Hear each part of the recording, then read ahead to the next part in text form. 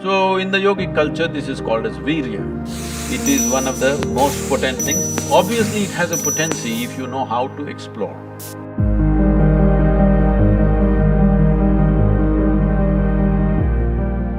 Namaskaram, Sadhguru. I want to know that when a student steps into college, all of a sudden he or she gets access to a huge amount of pornographic material which so far was off limits for him or her. And in the process, he or she enjoys that, and as we said, he or she experiences heaven on earth. But, and we even have nicknames for those people who overdo it. They masturbate. We overdo it sometimes. So how do we know how much of that is good or bad? And so can we have the truth about masturbation?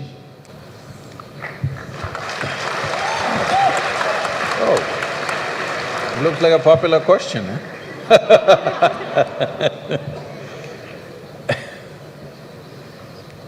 See, we have a biology, we cannot put it under the carpet, it's there. It's best we address it for what it is. But right now the problem in the world is, because certain religious institutions in the world took this attitude that the very biology of the human being is wrong, because of this, culture started hiding it under the carpet. Well, in this culture we never had it, but after the British came and left, we became more prudish than the British. But before that, if you look at our temples, all the outside temple art is all pornographic, if that's what you want to call it.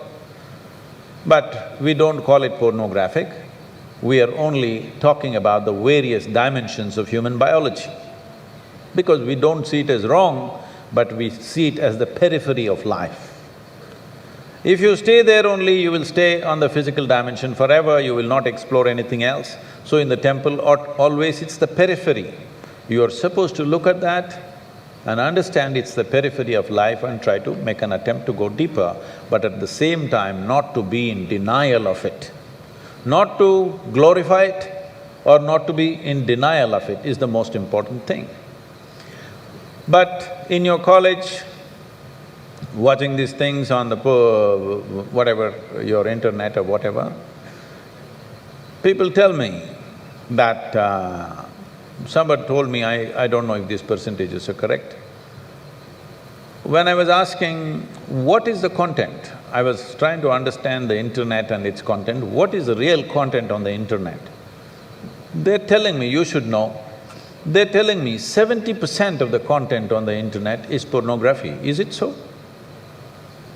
Is it so? You must be the expert.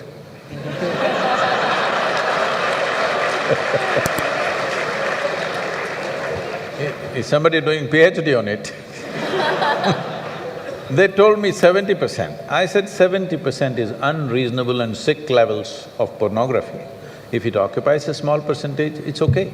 70% of a technological platform which could do millions of things, unfortunately is pornographic. Just biology of life. It's very unfortunate because once you come as a human being, your biology is not the front end of your life. It is one part of your life. This cerebral capability came so that your intelligence becomes the front end of your life, and if you become conscious, your consciousness becomes the front end of your life. Biology is the front end of a bull. It's okay for him, that's all he knows.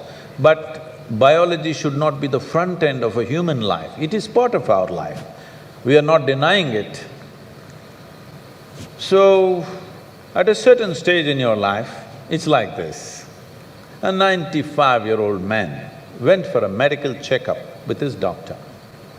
The doctor did a thorough checkup and said, "Hey, old boy, you're doing great for 95, no problem with you." Then the old man asked, "Doctor, but what about my sex life?" Then the doctor looked at him and asked, "Thinking about it or talking about it?"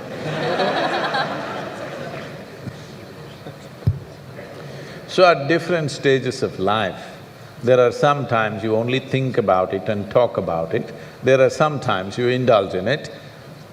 These are passing phases of life. How much of it is needed for you, you are the best judge.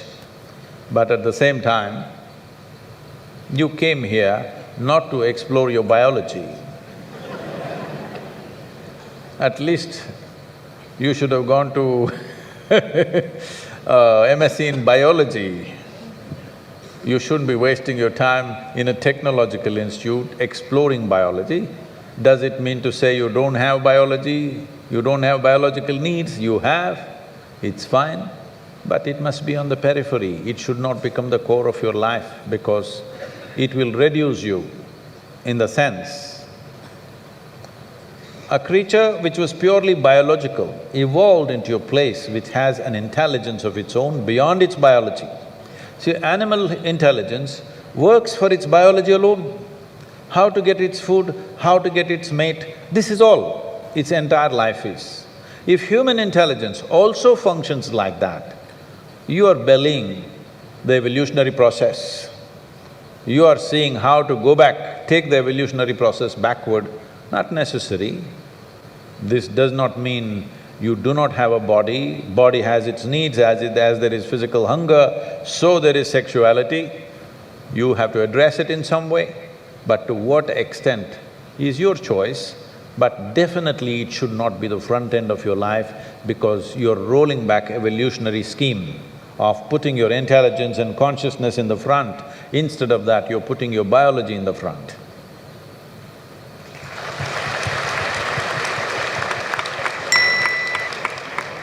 How important is a man's semen for physical, mental and spiritual well-being?